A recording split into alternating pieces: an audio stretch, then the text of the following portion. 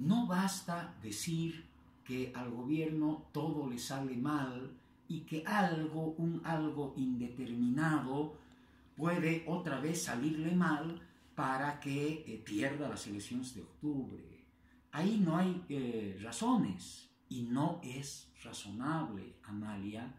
Otra vez lo digo, no es razonable en absoluto creer que Evo Morales acepte la posibilidad siquiera remota de que, expresando la auténtica voluntad de la gente, él pueda perder las elecciones de octubre. Porque además no es cierto que al gobierno le salga todo mal. En este asunto que es el vital, el que le interesa más, en el que se concentran todas sus expectativas, su programa, su estrategia, su horizonte, que es perpetuarse en el poder, solamente le ha salido mal, solamente en los últimos varios años en los que está abocado a desarrollar el proyecto reeleccionista, el referéndum del 21 de febrero del 2016. Por una anomalía, como ya lo dije en el anterior mensaje, por el hecho de que Katia Uriona se escapó de su control y divulgó por sí y ante sí, contra la voluntad de los otros vocales y obviamente del gobierno, los resultados del conteo rápido. Eso fue una absoluta anomalía, un accidente que ya lo han subsanado, obligándola a Katia Uriona a renunciar y se vuelve a digamos, la normalidad del control concentrado de toda la institucionalidad pública por parte del gobierno. Después, en esta línea, todo lo que se ha propuesto el gobierno nos lo ha impuesto. Nada, salvo, insisto, este accidente, nada le salió mal. Se habilitó inconstitucionalmente ya para las elecciones del 2014. Hizo fraude exitosamente en 2014. Un fraude de distintas formas, entre ellas el de anular arbitrariamente a los candidatos de la oposición con mayores posibilidades, como ocurrió en el Beni, en Cochabamba, en Potosí. Luego sacó la sentencia del Tribunal Constitucional anulando el 21 de febrero, la impuso, luego ratificó el sentido arbitrario inconstitucional de esa sentencia a través de la habilitación del Tribunal Supremo Electoral, luego eliminó a los vocales incómodos del Tribunal Supremo Electoral, luego hizo que resbalen por la institucionalidad boliviana las recomendaciones de la misión de la OEA que nos señalan que el sistema informático es obsoleto e inseguro. Y hace pocos días se ha deshecho de lo único que evitó, a partir ciertamente de la voluntad de Katia Uriona, que el fraude se imponga el 21 de febrero, que fue el conteo rápido. Lo ha eliminado al pasarlo del CERECI a los tribunales departamentales electorales y al determinar que quienes lo hagan sean los notarios electorales, es decir, la militancia del MAS. Amalia, en este tema todo le ha salido bien al gobierno, o casi todo, y obviamente le saldrá bien la elección de octubre. No estamos en 1951, cuando se hacía el fraude manual y habían que controlar por parte de unos y otros las mesas y eso era lo decisivo. No, estamos ya entrando a 2019 y el fraude, como lo he dicho en el anterior mensaje, será informático. Y como lo he dicho también en el anterior mensaje, aun cuando la oposición tenga la hoy muy dudosa capacidad de demostrar contundentemente el fraude, no será escuchada. ¿A quién acudiremos? ¿Al Tribunal Constitucional? ¿Al Tribunal Electoral? ¿A la Corte Suprema? A donde acudamos, la respuesta será, como lo he dicho, que estamos siendo agentes pagados del imperialismo y la derecha. Algo más, ¿por qué la movilización no será suficiente en ese momento para revertir el fraude? En primer lugar, porque la oposición llegará dividida llegará con la división que surja de la disputa de votos y, más importante que eso, con una serie de dirigentes e incluso líderes sociales que serán candidatos por la oposición que no habrán perdido. Perderá con absoluta seguridad Mesa, Ortiz, Cárdenas, todos los candidatos a la presidencia, pero ganarán la elección, o por lo menos el curul, ganarán el curul varios de sus candidatos. Y esos candidatos querrán ejercer el curul. Se podrá decir que mi posición es prejuiciosa, pero no si miramos la triste historia reciente de la política en nuestro país.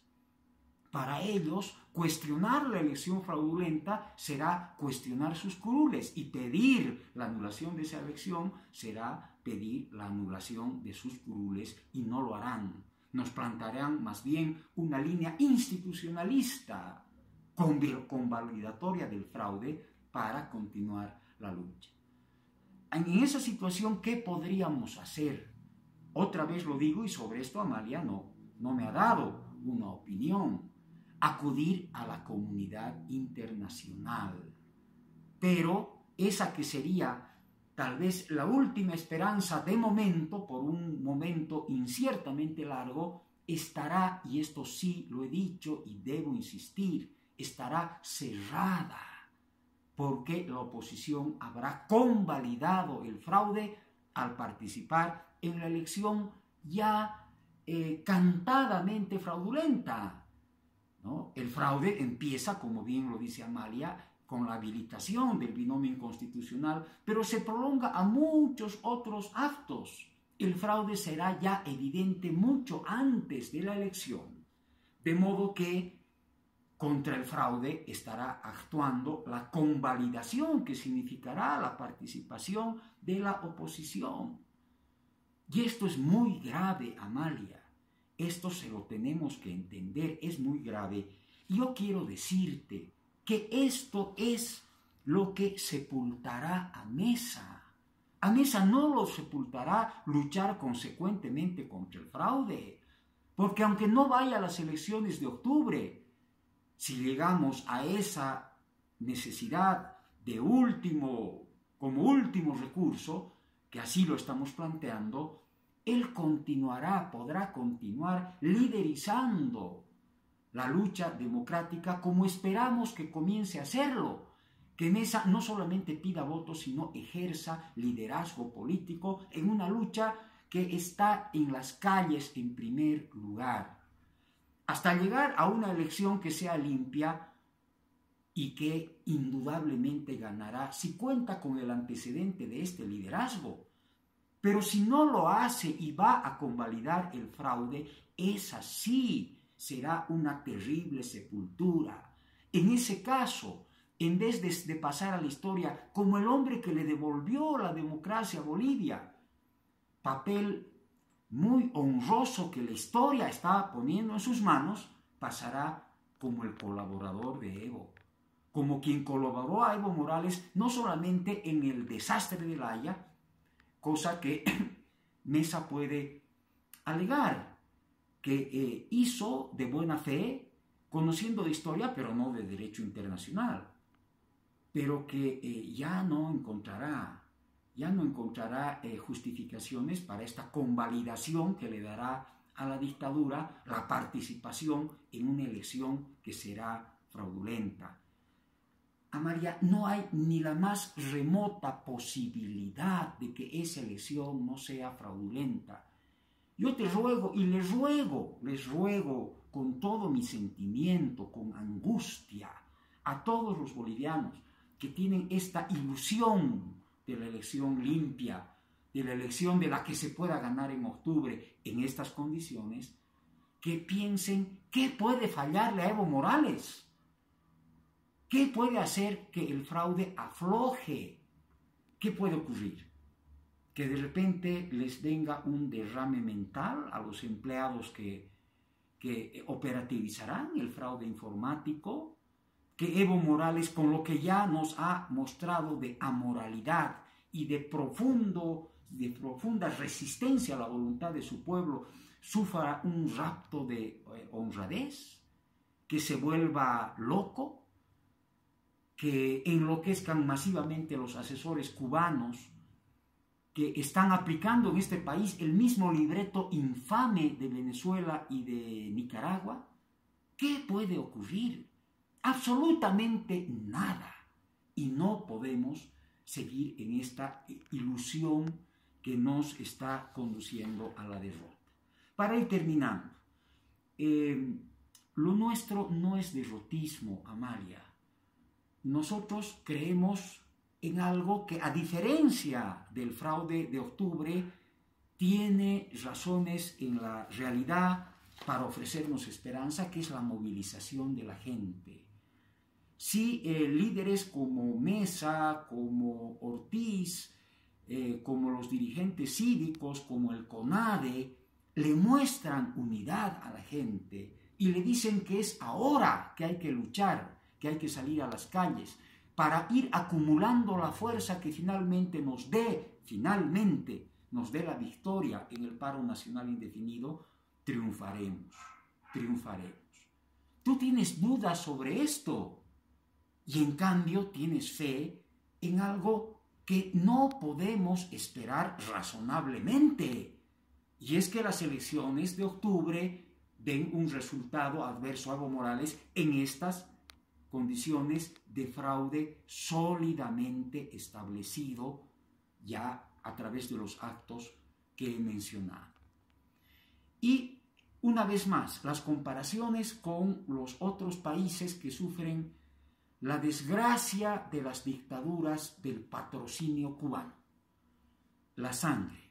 Tú mencionas muy bien que todavía no hemos sufrido el ahogamiento en sangre, pero podemos sufrirlo precisamente a partir de octubre, porque a partir de octubre el gobierno de Evo Morales no tendrá ya necesidad de proteger una imagen democrática o incluso unos votos, ¿no?, en supuesta disputa. Ya estará reelegido y es también razonable prever que la represión se intensifique y comience a correr nuestra sangre, la sangre de los bolivianos, más de lo que ya ha corrido con los asesinatos políticos cometidos por este gobierno.